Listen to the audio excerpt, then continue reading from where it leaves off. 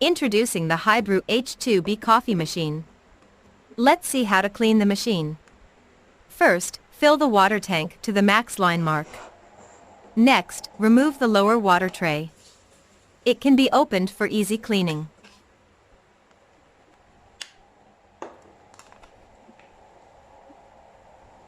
Clean the tray thoroughly and once completed, snap it back into the bottom base.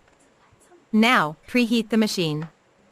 Adjust the water level to level 7 and press the extraction button to clean with water. Continue until the water in the tank is drained.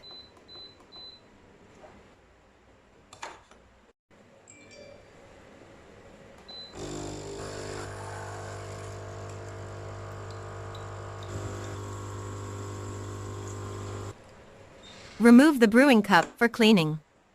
Clean it thoroughly and turn it upside down to dry. Thanks for watching.